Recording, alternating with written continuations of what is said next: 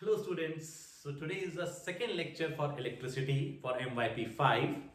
In last lectures we have learnt about what are charges, what are the type of charges and how many electrons are there in any amount of charges. So we have seen that in 1 coulomb of charge there is 6.25 into 10 raised to power 18 number of electrons. See, so 1 coulomb of charge contains so many electrons together, correct? So their electrons are like the smallest fundamental particle, correct?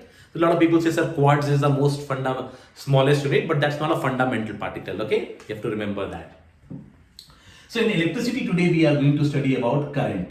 Okay, last time we have learned that current is a scalar quantity, very important. Current is a scalar quantity and is denoted by I, and its unit is in ampere. Okay. Now understand, if I want to find the relationship between current, charge, we say that current depends upon the velocity or the speed of the charge, how fast the charge goes inside a conductor. So if this is my wire and the current is going inside this wire. So how does current flow? First of all, current flows because of movement of charges, and movement of charges are what? Movement of electrons in groups, correct? So suppose if I say that electrons are moving inside this wire, okay? Understand, if the electrons are moving on the right hand side, then the current will be moving on the left hand side. Okay? Current flows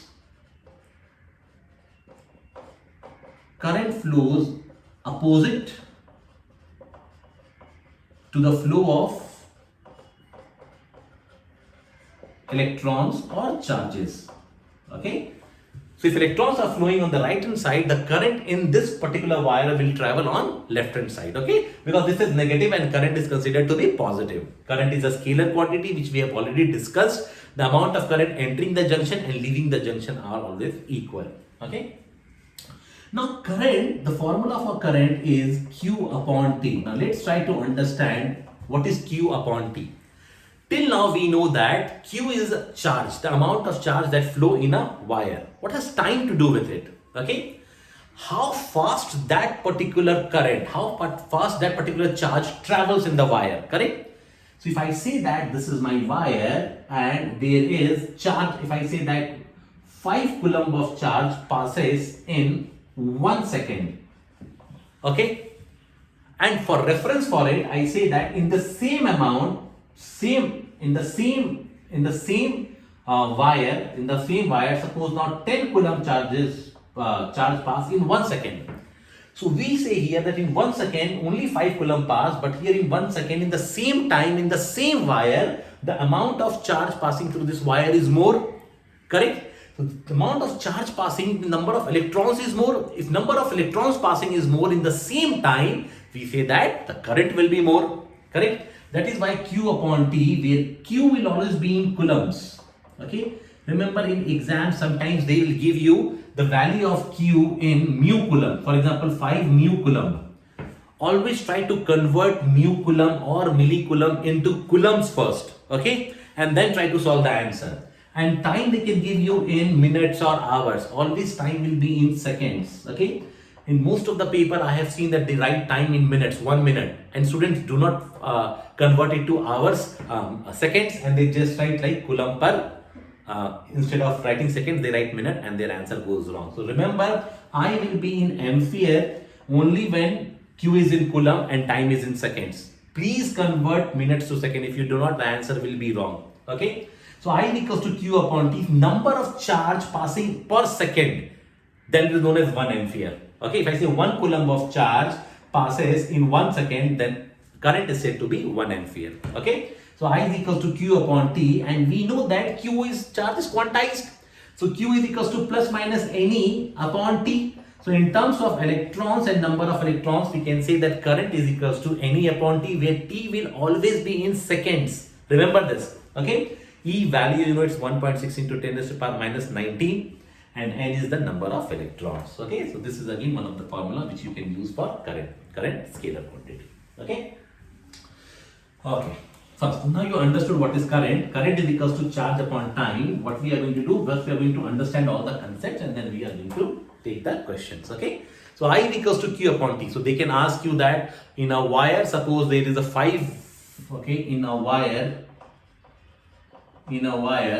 5 microcoulomb of charge passes in 1 minute. Find the current. Okay, they'll ask you find the current in a wire where 5 new coulomb of charge pass. So always, you know what, there is a simple strategy to solve this kind of question. The first strategy is just first write given. Okay, in given you will see that 5 microcoulomb of charge. So your Q is what? 5 microcoulomb. Then ask, does it need a conversion? Okay, so you will say yes, it needs a conversion. So 5 into 10 raised to minus 6 coulomb. Micro means 10 raised to power minus 6. If you have to convert from micro, micro is a smaller unit of coulomb, correct? Milli, micro, they are the smaller unit of coulomb. So micro, if you want to convert to coulomb, you have to go to 5, whatever the coefficient here. Micro you can remove as 10 raised to power minus 6. If it is milli here, you can remove as 10 raised to power minus 3 coulomb. Okay? And time is given as 1 minute. Definitely I have to convert it to seconds. So 1 minute is 60 seconds. So you can write, then formula you have to write. This is the first part. Second part, write the formula. You don't need to write the steps 1 and 2. Just write given. Formula is Q upon T. Substitute the values. Q is 5 into 10 raised to power minus 6 upon 60, which will come as 1 by 12 into 10 raised to power minus 6, or you can write as 100 by 12 into 10 raised to power minus 8. You can further solve it and this will be your answer. Okay, why I have done 100 by 12? Because I wanted always this to bring between 1 to 10. So if you go for 100 divided by 12, it will be like 12 8s are 96, correct? 8.40. So if you 40, so 12 3 the 36, 40 again, so it will be like 12 3 the 36 and so on into 10 raised to power minus 8 ampere. Okay, so just check this calculation. Okay, 100 by 12, I think it should be 8.33. Okay, so this is the scientific form which IB accepts. Okay, so the current in this will be this much ampere. Okay, so this is the way you solve it. So these conversions are very important. Okay, perfect. Now we will learn about resistance. Okay, so we have learned about current. Okay, now we will learn about resistance. What is resistance? See, this is a very tricky component. Okay, in electricity. In a circuit, whenever people see resistance, now especially students, when they see resistance, they think, now this resistance will stop my current. Okay, so they believe that till current is flowing, wherever you see the mark of resistance, you start feeling that, oh, now the current is going to get reduced. It doesn't happen like that. Okay, so I'll cover here in the circuit how does resistance behave and how current behave looking at the resistance. Okay, so resistance is denoted by capital R and its unit is ohm, and ohm is written like this. Okay, this is the symbol. Okay, this is a Greek word. This is a Greek symbol, ohm. So, for example, if I write my resistance is 5 ohm, this is the way to write. Or my resistance is 5 milliohm. Okay, so 5 milliohm means 5 into 10 raised to power minus 3 ohm. Okay, this way you can write resistance. Okay, as the name suggests, that resistance is something which is an obstacle for the flow of current. Correct? So yes, it is an obstacle, but obstacle doesn't mean that the resistance is somewhere. For example, if I show you the circuit diagram, they say that this is the resistance. In books, if you see, they say that this is the resistance.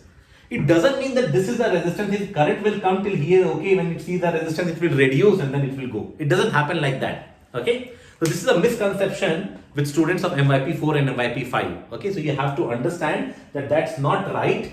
Battery plays a very important role here. Okay.